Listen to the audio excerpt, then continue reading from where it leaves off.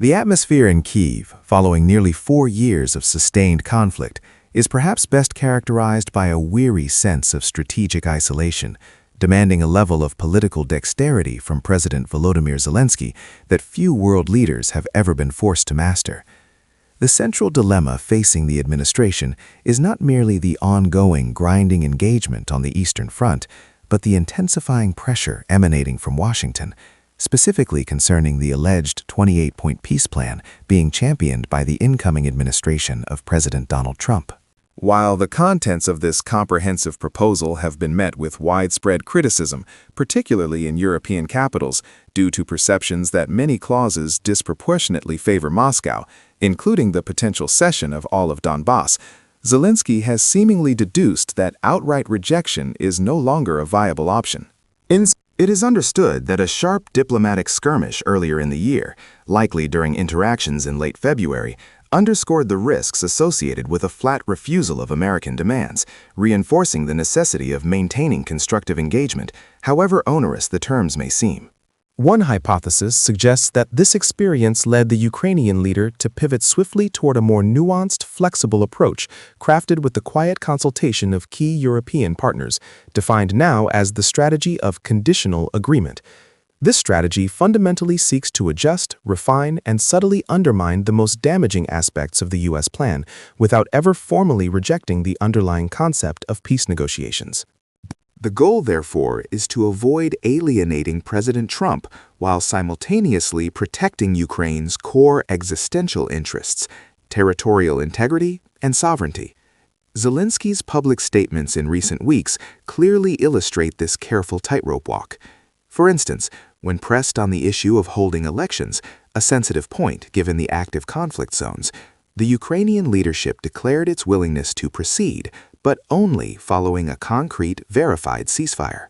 Similarly, addressing the contentious issue of controlling Europe's largest nuclear power plant, located on Ukrainian soil, Zelensky suggested that Russian maintenance operations could continue, provided that joint oversight involving Kyiv and Washington was immediately established. Furthermore, the sensitive matter of military scaling was addressed by conceding a potential cap on the size of the Ukrainian armed forces, but only at their current, elevated operational strength, thereby locking in wartime gains. As Zelensky articulated on December 11th, the approach is fundamentally about balancing principle with pragmatism. We are not betraying our country. We are not abandoning our independence. That is the crucial thing. However, we are also behaving constructively. This posture of constructive resistance became particularly crucial leading into the high-stakes discussions with Trump's special envoys in Berlin. Interestingly, Zelensky's negotiating leverage was bolstered in the preceding week by reports of a successful Ukrainian counteroffensive near Kupiansk, recapturing territory that Moscow had only recently claimed to control, offering a tangible demonstration of Kyiv's continuing battlefield relevance despite the diplomatic pressures. The 5-hour negotiating session in Berlin on December 14th was perhaps the most vital staging point for the conditional agreement strategy. Prior to the meeting, Zelensky signaled what some observers deemed the most significant compromise yet, a stated willingness to relinquish Ukraine's constitutional ambition to join NATO, at least for the foreseeable future. This pivot, however, was tethered to an extremely high precondition: the provision of strong, legally binding security guarantees from Washington, guarantees which, importantly, must be backed and ratified by the U.S. Congress. This caveat transforms the concession from a unilateral surrender into a demanding counteroffer. Zelensky stressed that these legally binding assurances were essential to prevent a new wave of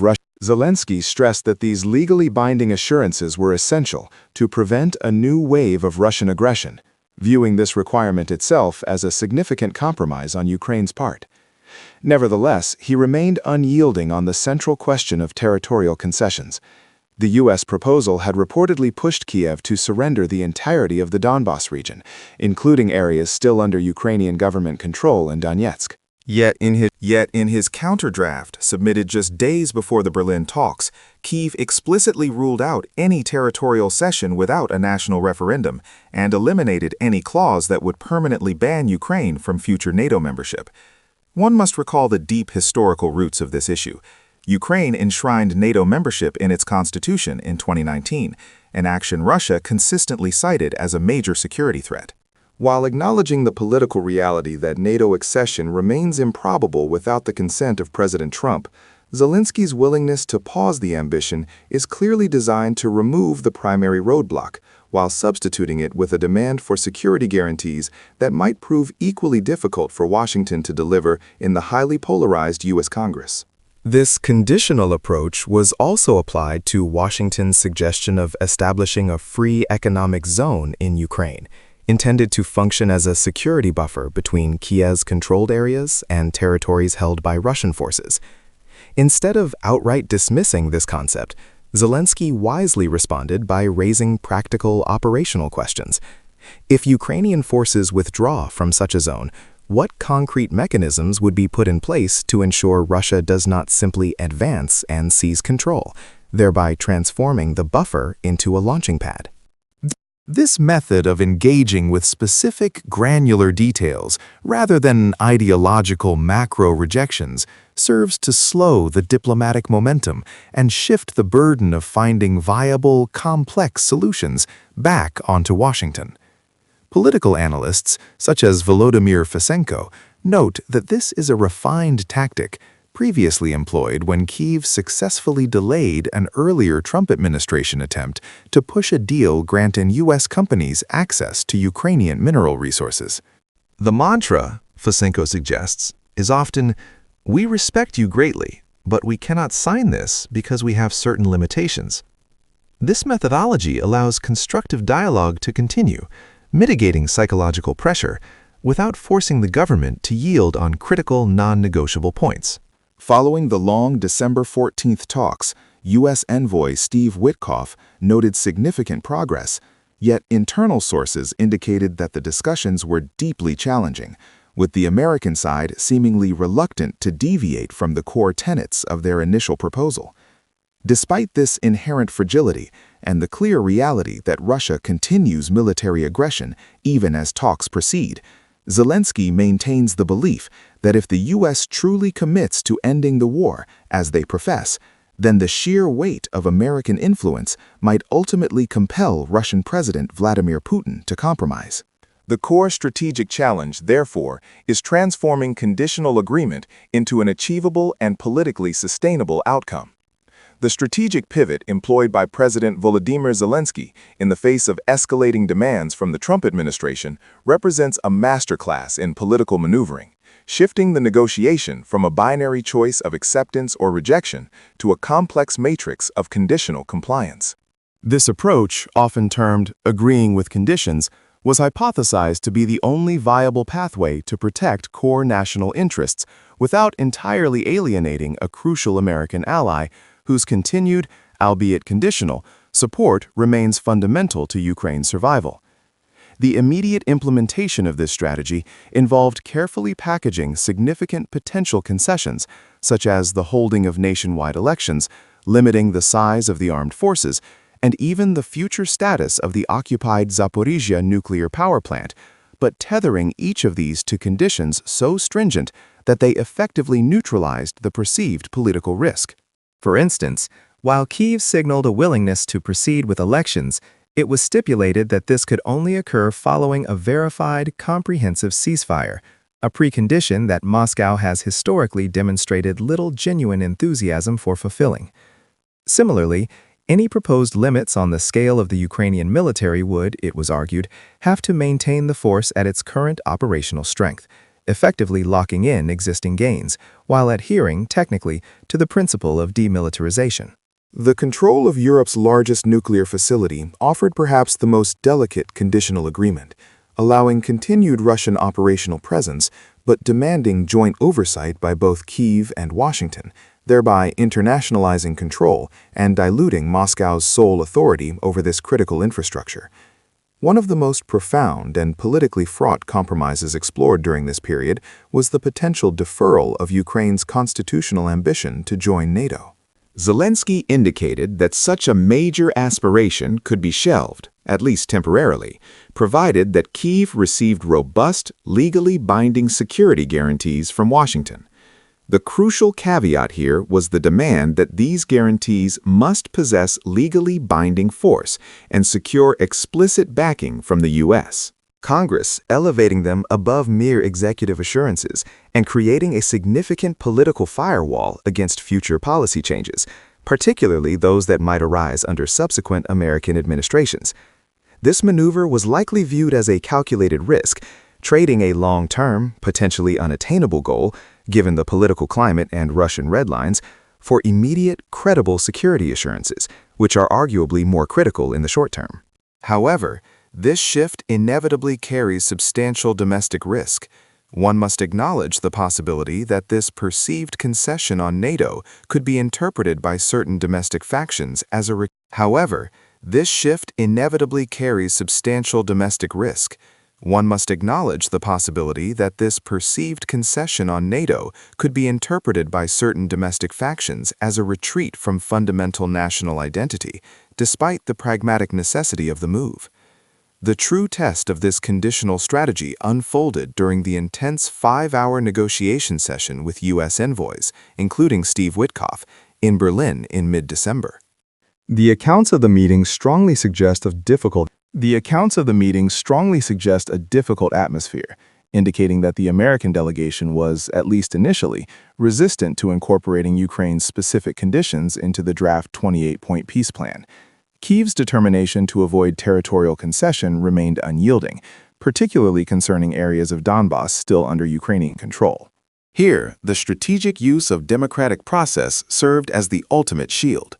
Zelensky insisted that any long-term territorial exchange or permanent cession of currently controlled land would require a national referendum. This insistence effectively placed the final decision outside the immediate political leverage of either the White House or the Kremlin, serving as a powerful institutional barrier against undue pressure. Political analysts such as Volodymyr Zelenskyy have characterized this entire approach as an act of political judo, a tactic utilized previously by Kyiv negotiators when facing uncomfortable pressure, such as past U.S. attempts to gain immediate access to Ukrainian mineral resources. The method is simple yet highly effective. Never reject the premise outright, but instead agree to constructive dialogue while burying the opposing party in the complexity of implementation details, legal constraints, and constitutional necessities.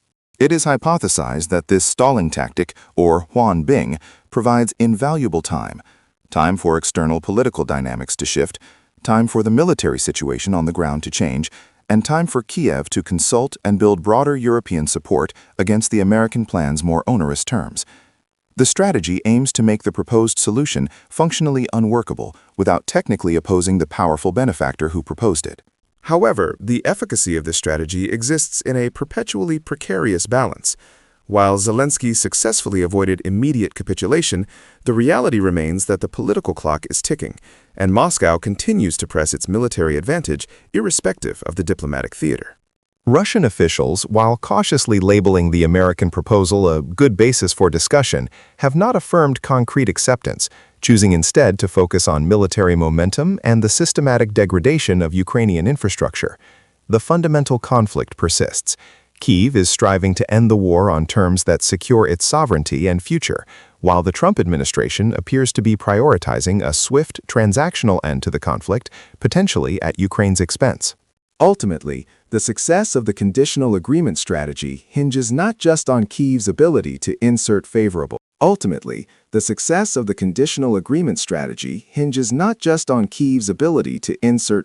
clauses, but on whether the political cost of rejecting those clauses becomes too high for Washington.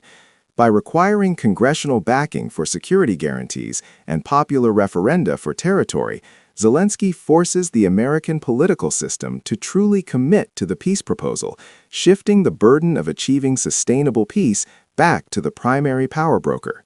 The core strategic challenge has thus been transformed. The fight is no longer about refusing American demands, but about leveraging American power to force substantive, legally binding Russian concessions. The outcome of the Berlin talks, while inconclusive in the moment, suggests that Zelensky achieved his objective of buying time and reframing the negotiation parameters, allowing him to maintain the critical support of his ally without betraying the nation's core independence.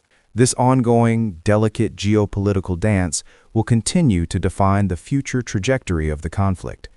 The analysis and commentary provided in this segment are based on publicly available sources, diplomatic leaks, and expert geopolitical assessments, and represent the channel's own perspective and interpretation of highly sensitive, evolving international negotiations.